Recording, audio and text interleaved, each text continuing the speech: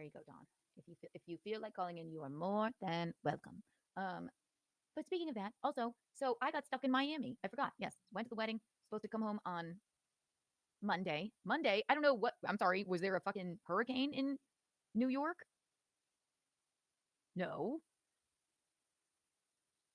I get my flight was supposed to have a connecting flight. Geno got me the flight because he had miles.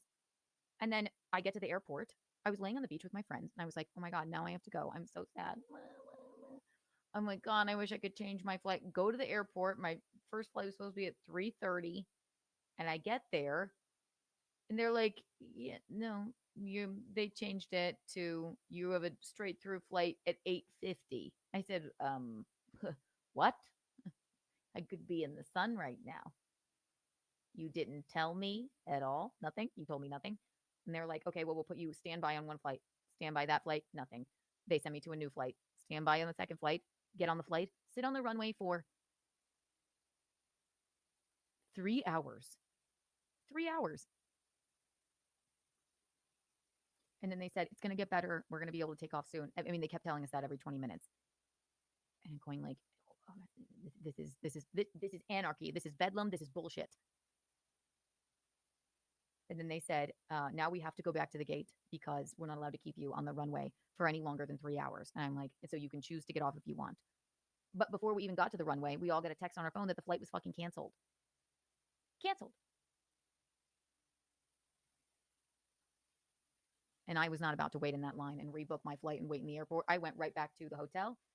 My friend Joanne was staying there another night anyway. And she said, of course, yeah, can't come back. So then I rebooked my flight for another flight at 8:50 the next day, which great. And I got to stay in the sun a little longer, but I would have, I don't know.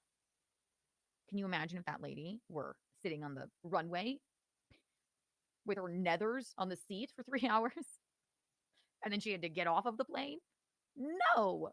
Yeah, it worked out because I did get to spend another day in the sun and that's fine. But how dare you? Also, another thing I forgot to mention, so much has happened. I did some comedy in Miami as well. Shout out Sandbar. There's a place called the Sandbar, and it's like a big bar, and then like an outdoor space, and then like an event space. And right near our hotel, while my buddy Joanne went to the rehearsal dinner, I just went to go get some food. I sat down at a restaurant, and then two men busted into the restaurant in Miami, one in a gold jacket, and they were like, comedy show 2 doors down. So I followed them and and